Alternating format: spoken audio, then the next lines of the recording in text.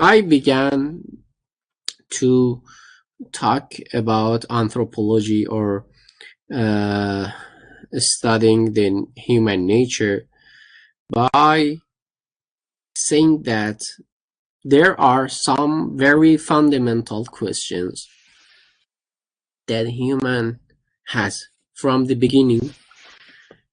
Throughout history, we can observe that and human always they have some basic and fundamental questions. And we can say that in the category, we can put these questions in three category. These basic and fundamental questions, whether they are about God or whether they are about world or they are about human.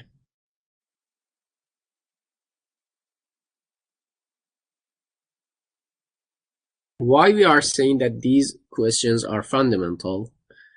Because it affects the life of human being and how human interact and solve the other problem and the other question that he or she will encounter.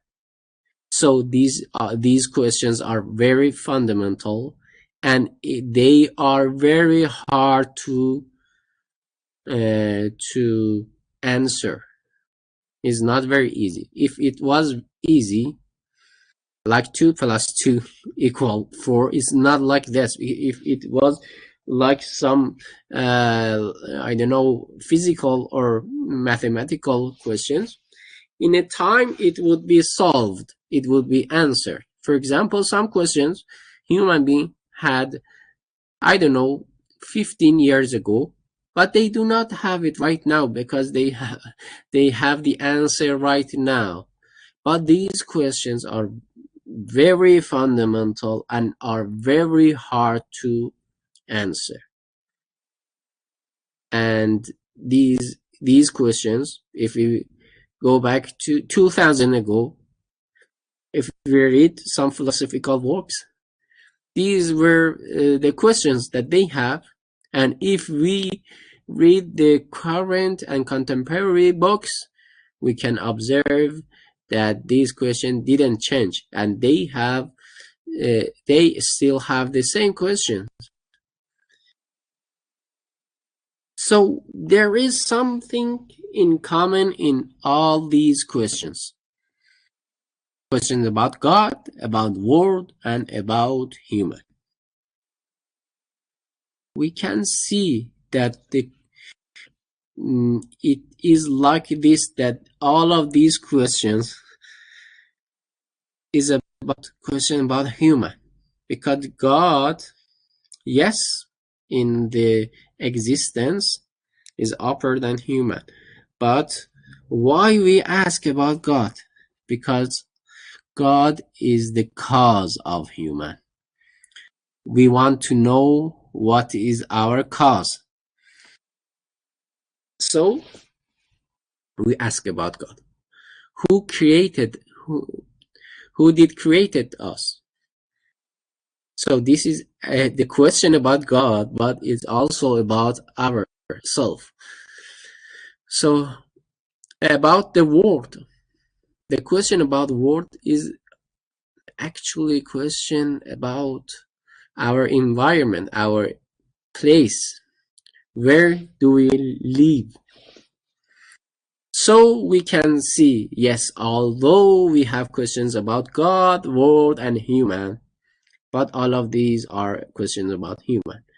And questions about human, maybe in some philosophical books, sometimes they ask about the epistemology. Epistemology also about question about human. Or language. Language is about human. Or mind. Or other, even religion, even ethic. All of these questions, we can say that it is somehow related to human. So studying the human or anthropology. How we define? If you can, I'm not sure when it is recorded, you can see the whiteboard here. We can say that any cognitive system that deals with the examination of humans, a dimension or dimensions of their existence, or a particular group or segment of human can be called anthropology. So this is some kind of definition for anthropology or studying human nature, and this is the subject of this course that we will have together. So we can say that there are various methods for studying human nature. This is when we want to study human nature, we can say that we have empirical, mystical, philosophical, or religious methods. Religious, for example, we have religious anthropology. We have philosophical anthropology. We have mystical anthropology. We have empirical anthropology. So these are the different methods that we can say that we can use in order to understand the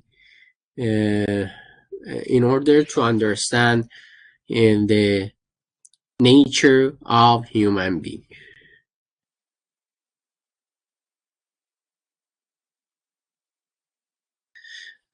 I don't know, there was a pause, I think, in recording. I hope that until now it is recorded very well.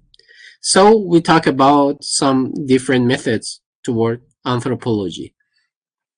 Why do we mean by these methods? For example, when we say the empirical methods or empirical anthropology, what do we mean? We mean that with some tool and with some method, that these methods are empirical. We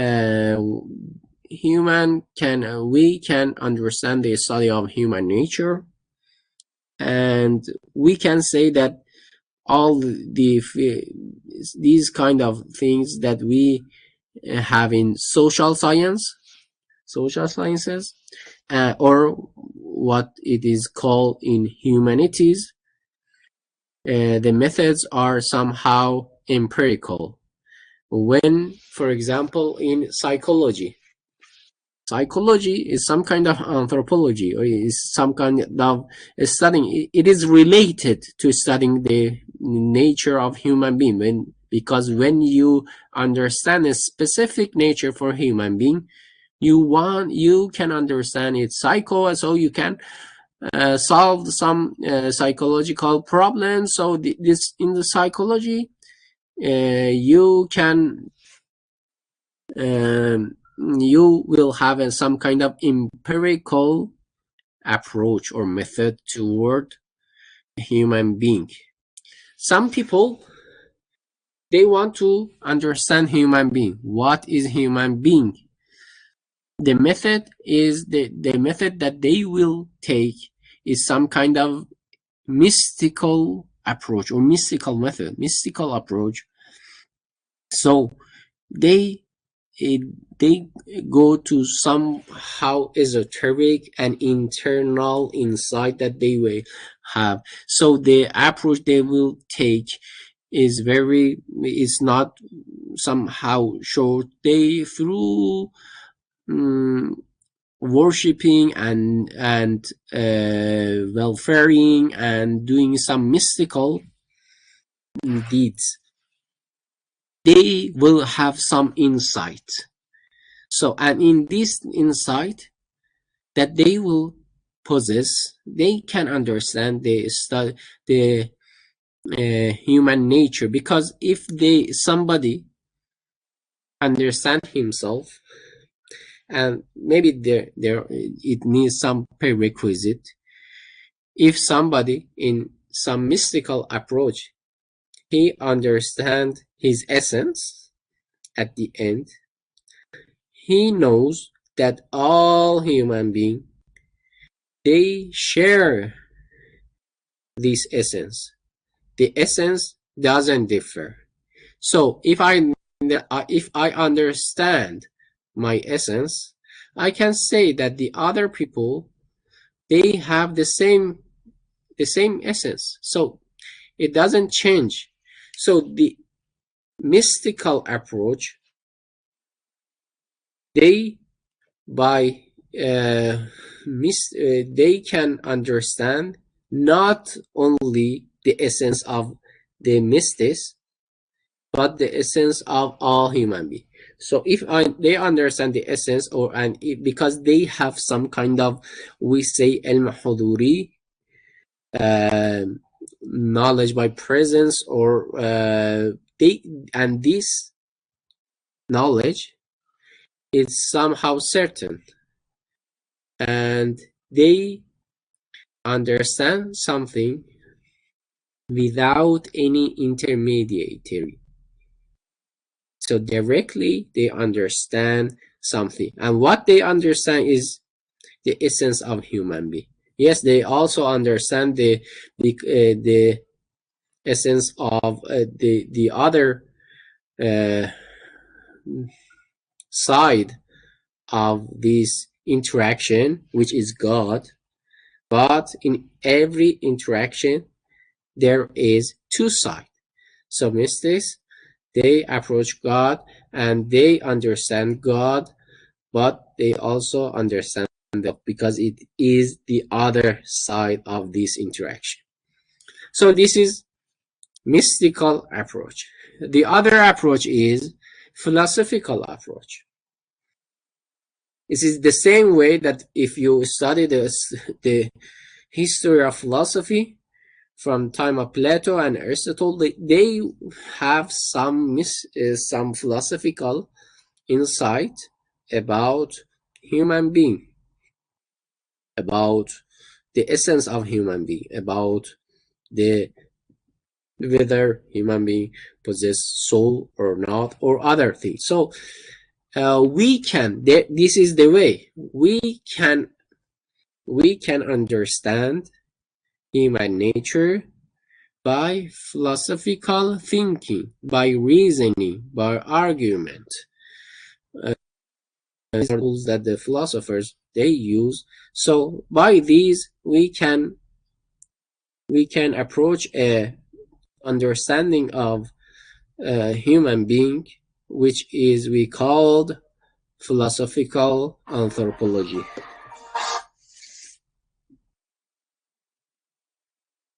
Excuse me.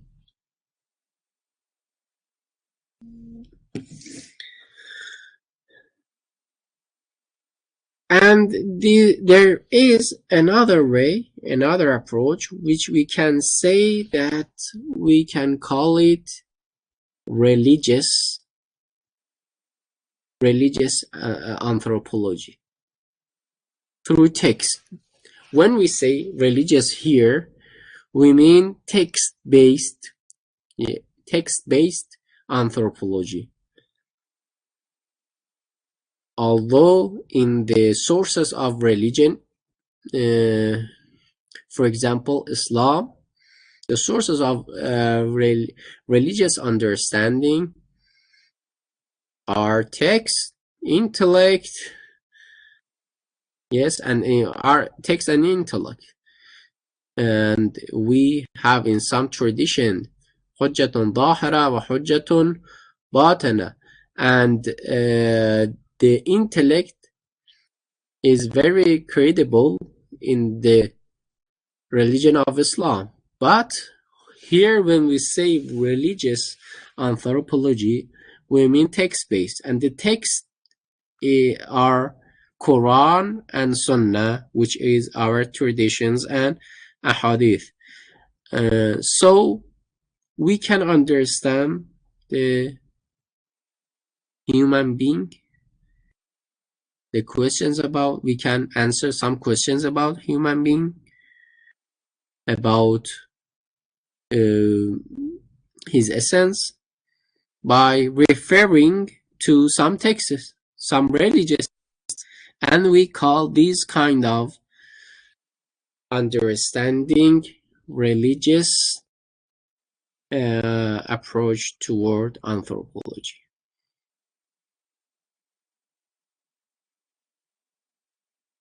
We have, beside this kind of approach, empirical, mystical, philosophical, and religious, we have macro, or we can say holistic, maybe it's better word, holistic anthropology.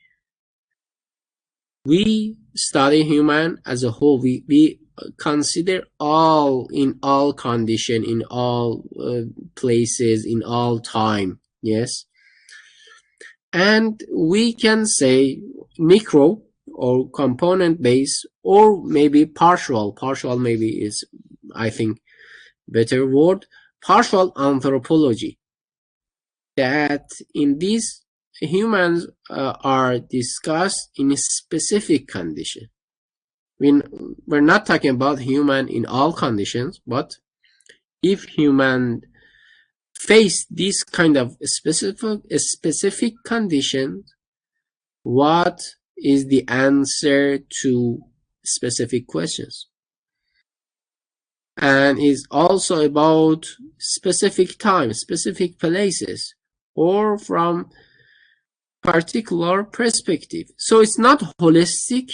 You all know about the meaning of holistic. It's not, whatever is not holistic, we can say that it is some kind of partial anthropology. So why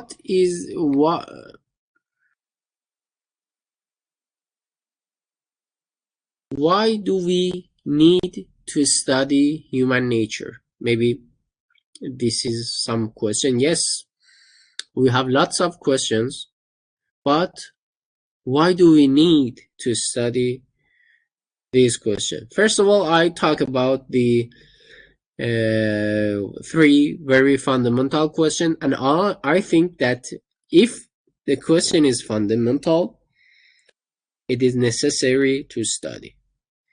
But also, as the book tells us, I don't know, maybe I forgot to mention that the source of this course is the book Anthropology or Studying the Human Nature by Ayatollah Misbah Yazdi. Unfortunately, this book is not translated into English, but it has a Farsi, Persian, and also Arabic version, which is, I think, the Farsi version is available online. You can read the text if you are familiar with the Farsi literature, and you can read it. Otherwise, you can listen to what I am saying, and if you can have a note. So maybe if you can read also Arabic. I'm not sure whether the Arabic version is available online or not, or whether there is a PDF version which could be shared with you or not. Maybe I will ask, but first of all, I should know that whether you are familiar with Arabic literature and you can read it or not. So we come back to the question: the importance of a study of human nature or anthropology. Why do we insist in understanding and studying the anthropology? We can say, first of all, studying the human nature and the significance of anthropology within the framework of human thought lies in its role in explaining the meaning of life. So first of all, why do we study? Because with understanding the human nature, with understanding the human, we can understand, does the life has any meaning? So, for example, what is the relationship between the human being and meaning of life? There is a question. Is it the case that human being is created for rational purpose and possess a free will?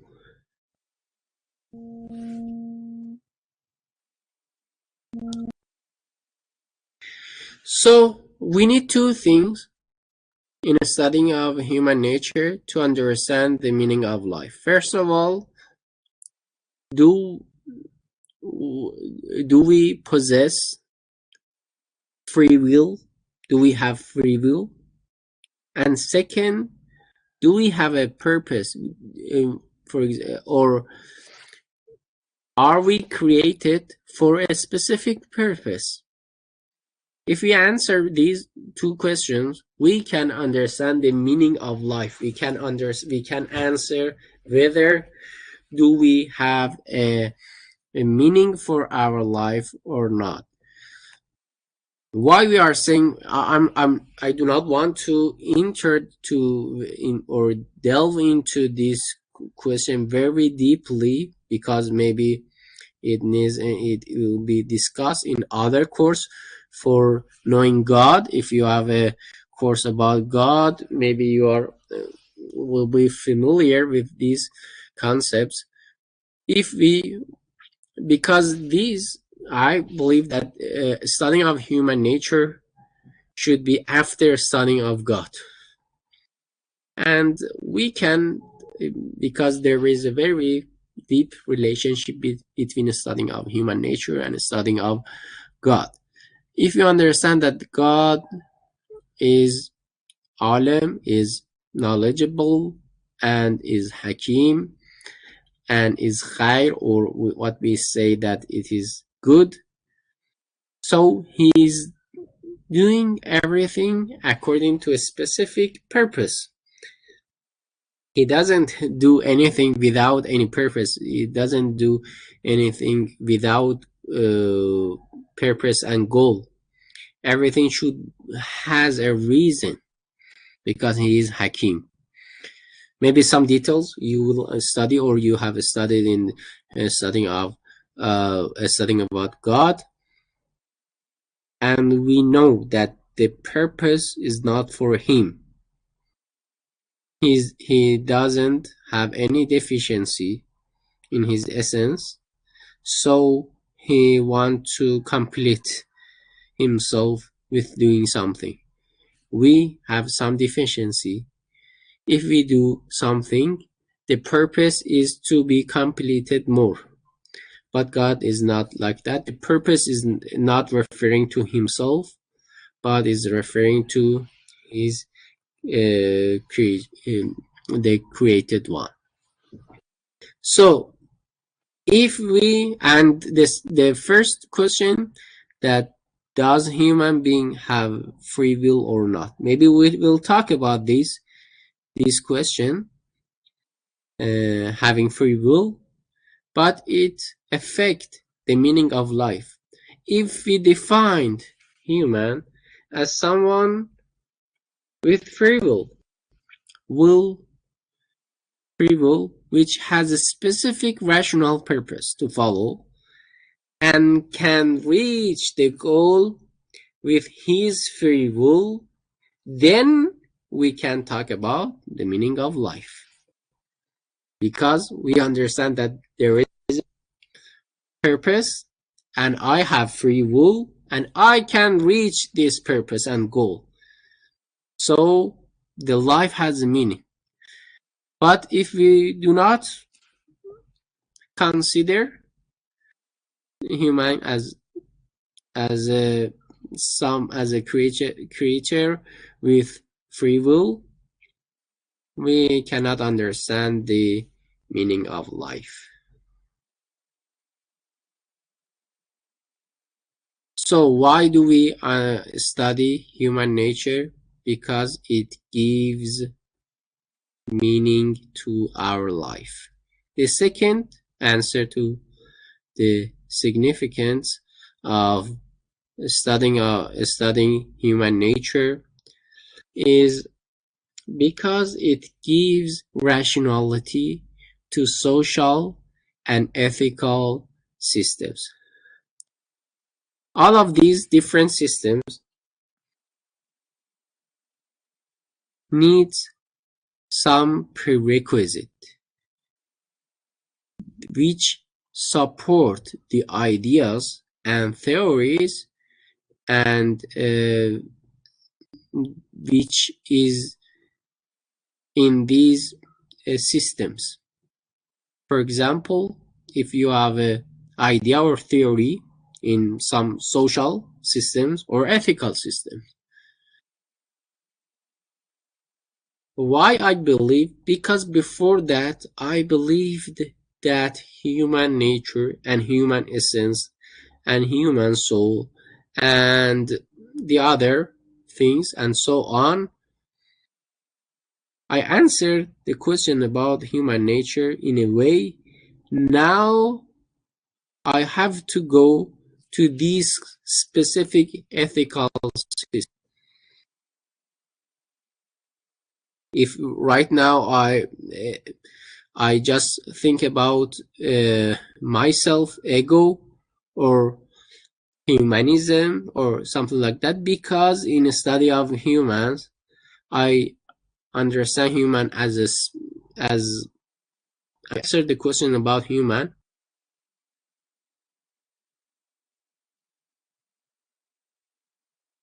In terms of ethical, or this why? Because I answered human, the essence of humanity. So a study of human nature, the necessary.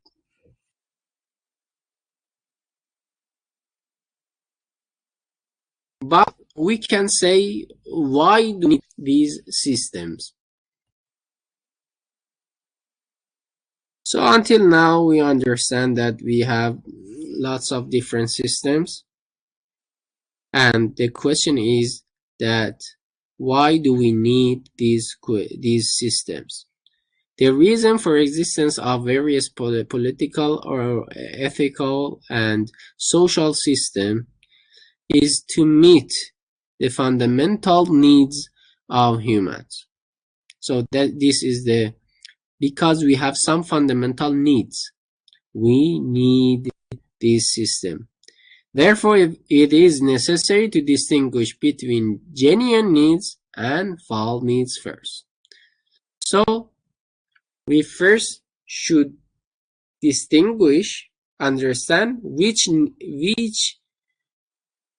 of these things that we are considered as our need, which of them are genuine and which of them are false. If we understand, so we can say that we will find a rationality for these social and ethical systems. For example, humanities delve into the investigation and explanation of human phenomena. But by understanding human nature, we can say that we can find a base and a fundamental approach and fundamental answering for what we need in humanities, what we will need in social sciences. Because in humanities we explain some human phenomena, and sometimes we want to go beyond mere narration and description.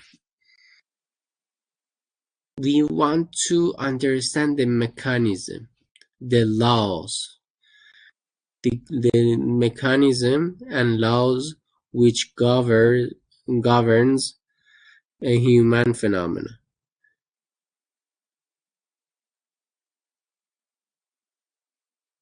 And if the credibility of these sciences, I mean, for example, humanity, for example, sociology, for example, politics, for example,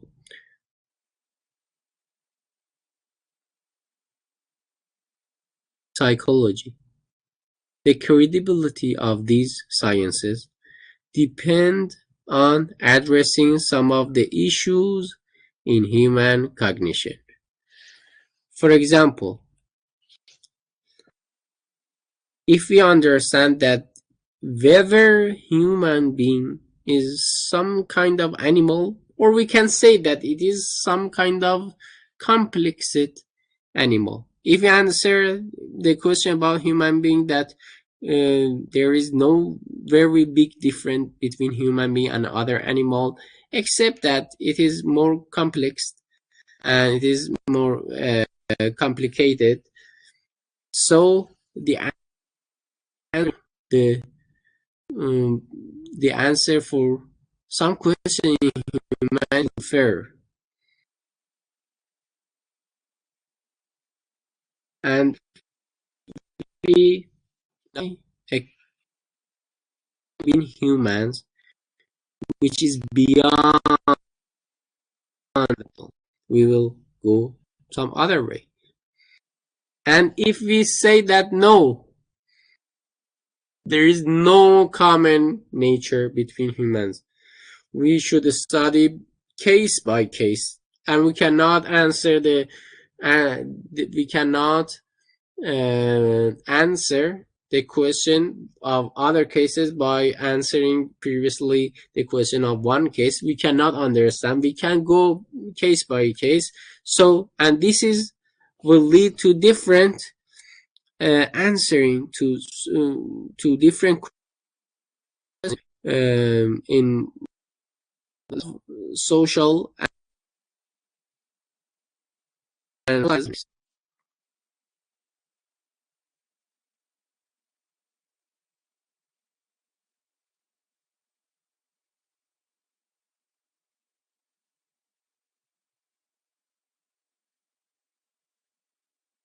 Also, we can say about why do we need humanities. If you want to study, if why do we need the studying of human nature and anthropology? If you want to study humanities and social sciences,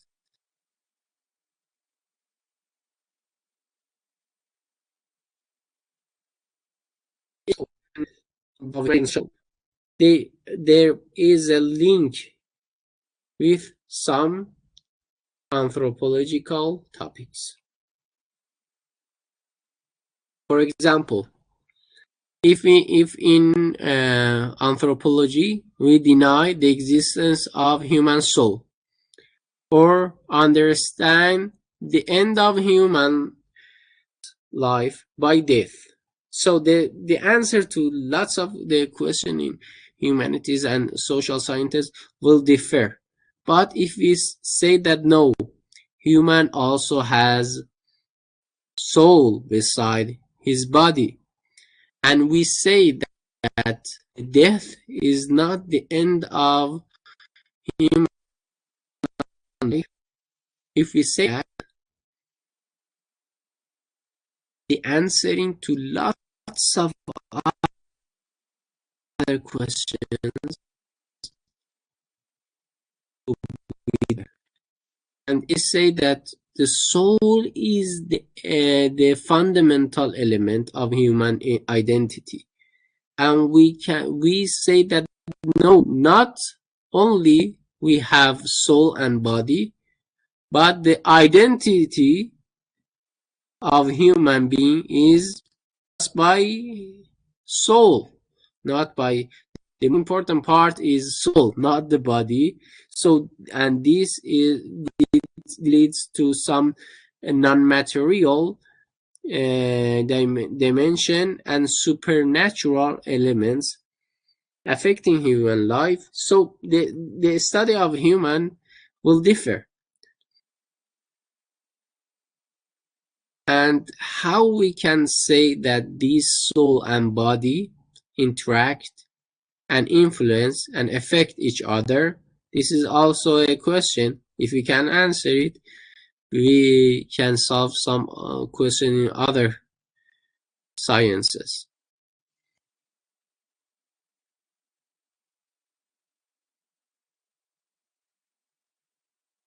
I think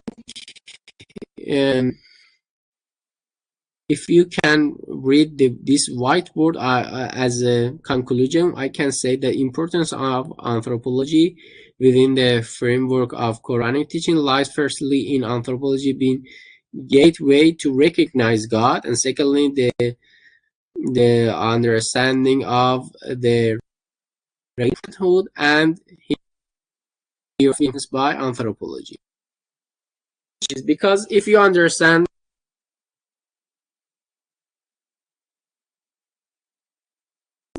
I have described this, that if you understand human, you can, as we have in some traditions, that man arafa nafsah arafa rabbah. If you understand yourself, you will understand God. And also we have a way toward God by ourselves. We have in some ayat of Quran, for example, سَنُرِيهِمْ آيَاتِنَا فِي الْآفَاقِ وَفِي أَنفُسِهِمْ, and we will show them our signs in all the horizon and in themselves. وَفِي أَنفُسِهِمْ. So themselves is a place which the signs of God could be shown to us. And we have in other ayat of Quran, for example, in وفي الأرض آيات للموقنين وفي أنفسكم أفلا تبصرون.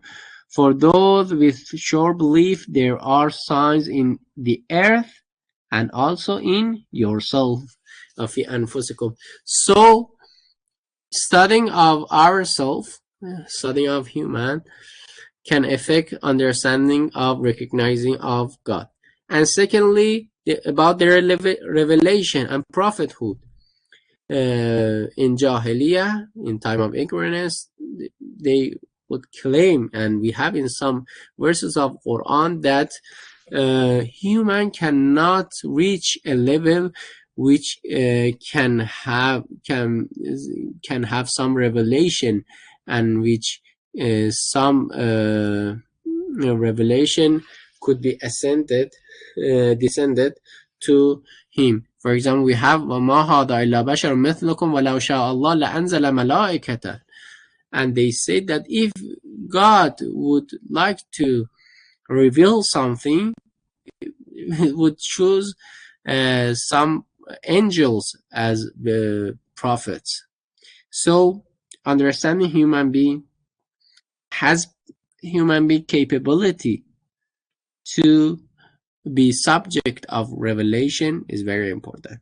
And the third, understanding of human hereafter. If we understand the essence of human being, so we understand that it has soul and body, and by death, death is not the end of life of human being. There is after this, after death, the life will continue.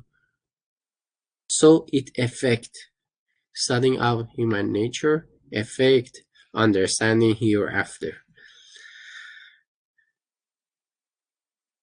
And I can say in a short that right now we have a contemporary anthropology, mostly in West, that maybe we should talk about it more in the next an upcoming session, that these kind of anthropology, they have some crisis.